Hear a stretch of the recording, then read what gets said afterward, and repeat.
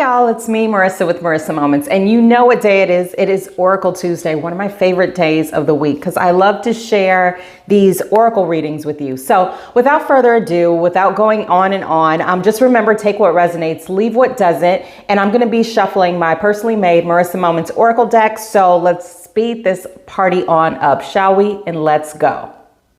What is it? How's that? Messages. Collective or healing, clarity, message. Do we need what is it? What do we need to hear? What do we need to hear? What's the message? What do we need to hear? What? Yeah. Boop, boop, boop. Okay, so that took a little while, but let's go ahead and list these out first and then we'll get into it. So you do not have to be everything to everyone. Is that to you? Your love is expansive. You express it daily. You don't need validation to recognize truth. Ideas without action are like dreams. They disappear when you wake. Your presence is the present. Fill your own cup. And then bottom of the deck energy, we have, if you're supposed to know, you will. So let's get into it. Now, first thing that I noticed, well, one, it took a while to shuffle, and that's always a part of the reading too. Let me just adjust this a little bit, but that's always a part of the reading too. Maybe you procrastinate, maybe you feel like things are taking way too long, right? Because I know I felt the energy of like, oh, when is this going to happen? And then all of a sudden cards literally started flying out. They were dropping on the floor. I had to pick them up, the whole thing, right? So that's what I receive. It's like, it takes a while for things to happen, but for you, when things do happen, it's just like, whoa, like a snowball effect. It's like everything happens all at once. And then my little amethyst was like, bink, it decided to fall over. So, and it's pointing in the direction of the card. So what I feel is that you have to trust your intuition more, right? You've been laying it down for the sake of other people. So you get these inclinations, right? And you're just like, no, but I see how they present themselves versus what my gut, what my instincts are telling me. I'm not going to trust my instincts or my gut. I'm going to put that off and say that it's my programmed fear that's actually trying to talk. And I'm just going to go with how they present themselves. And then in the end, you end up burned. Am I right or am I right? Now, okay, so aside from that, you don't have to be everything to everyone, right? So here's the thing, right? I feel like we've been in a season of recharge. I actually did a podcast on it like a couple of weeks ago. Go listen to it. It's great. But what I feel is that a lot of us, especially within the service industry, or people who feel compelled to share their gifts, their energy, their spirit with other people, are in a state of depletion right now, right?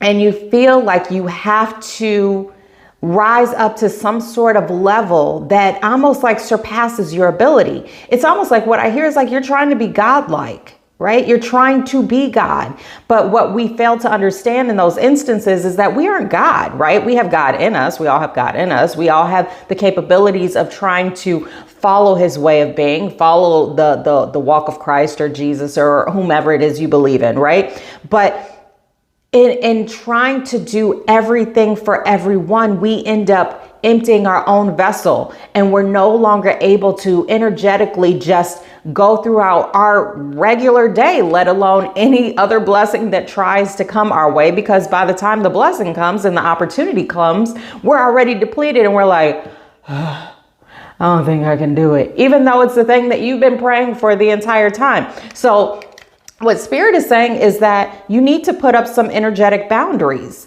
Understand and know it does not make you a bad guy if you have to say no. I'm pretty good at boundaries. Anyway, this isn't about me. This is about you. So your love is expansive. Express it daily. Now, what I'm receiving from this is kind of going hand in hand, right? Because you have so much love in you. You have so much energy and all these different types of good things, right? That make us feel warm and fuzzy.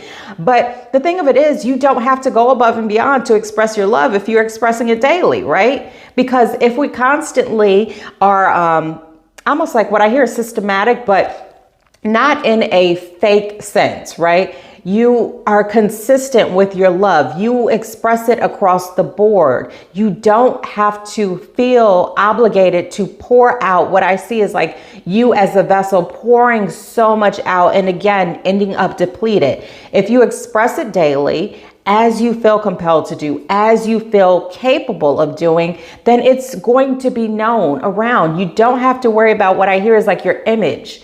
You don't have to be the person that's like, you know, mentioned in the church service, oh, they do everything for everyone. Or you don't have to be the person that's mentioned among the friends. Like, yeah, I know I can go to them for everything. Now listen here.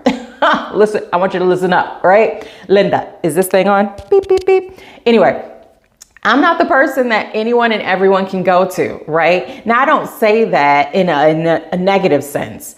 I say that in a sense that I do have energetic boundaries in that people can't dump things on me, right? Because I have expectations. I hold people accountable. Are you picking up what I'm putting down? I do express love. However, I don't just take on anything and everything. You don't have to be the end all be all person for everyone in order to be accepted, right? Now, and what this kind of goes into when I was mentioning as far as the people that you associate with where you're not trusting your intuition. Now, I feel like this all goes hand in hand because what happens is you end up getting in these places and spaces of not trusting your intuition. So now all of a sudden you're expending all of your energy, all of your love, all of your care, all of your everything to the point where you're like, forget it. I can't, right? And and it's because you've been waiting on validation for the thing that you already know. That's that amethyst falling over. Boop. That's you not trusting yourself, right?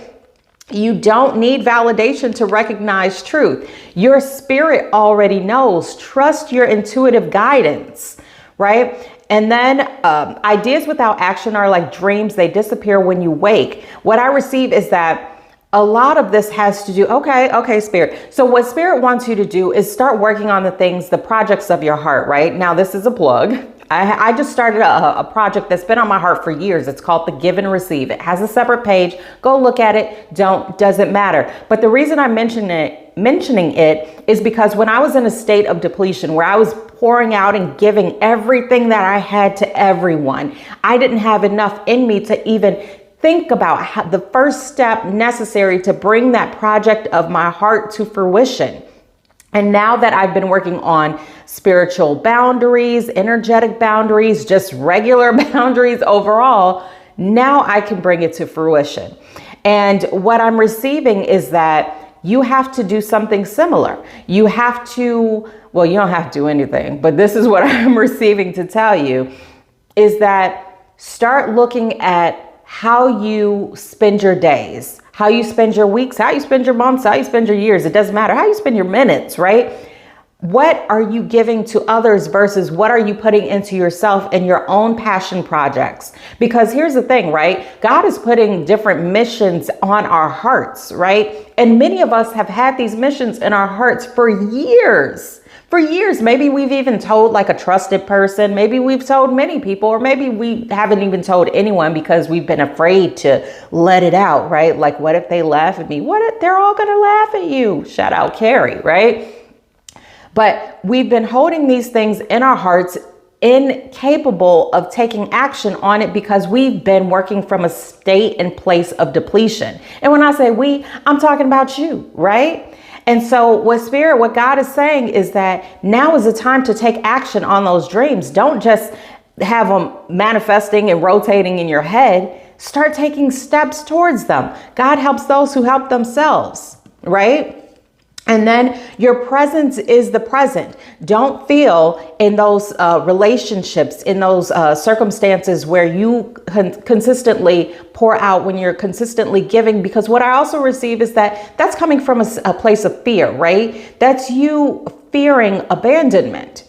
That's what it comes down to. You fearing how people are going to judge you, right? But at the end of the day, your energy, your existence, your life is the present. So anyone who is around you is blessed to be in your presence. Now, that's not to speak to your ego. That's not to boast your head or anything like that, but that's to awaken you to self, right? Awaken you to your true divinity and remind you that you don't have to do anything that you don't feel heart led to do in order to keep someone in your presence. That making sense? And then Spirit is saying, listen, fill your own cup. This whole message is about recharging. This whole message is about understanding what you do and do not have to contribute in order to be loved and received and all of those types of things, right? Fill your own cup. And then finally, listen, Spirit is like, listen, because sometimes you feel like you have to participate in all of these activities just because you nosy, right? And this has come up before, and I get a giggle out of it every time it comes up, because you're nosy. You don't want to miss a thing, right? You don't want to miss a beat. You don't want to be the person that's on that end of the conversation where other people are talking about a joke from an experience that they had maybe a day before at an event or whatever it is. And then you feel like, man, I want to know what they're talking about. I wish I was there. You have FOMO, fear of missing out, right?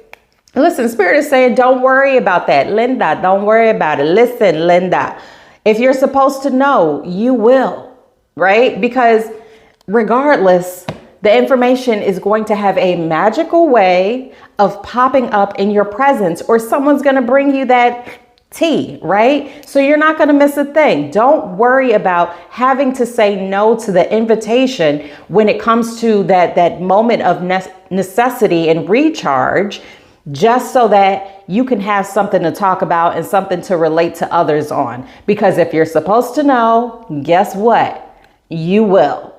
And that's it. So thank you for watching. I love Oracle Tuesdays. I hope you love them too.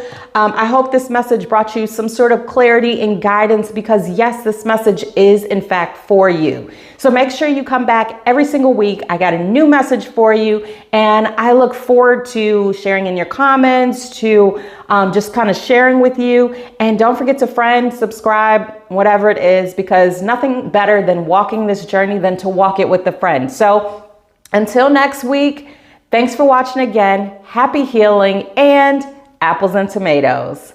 Bye.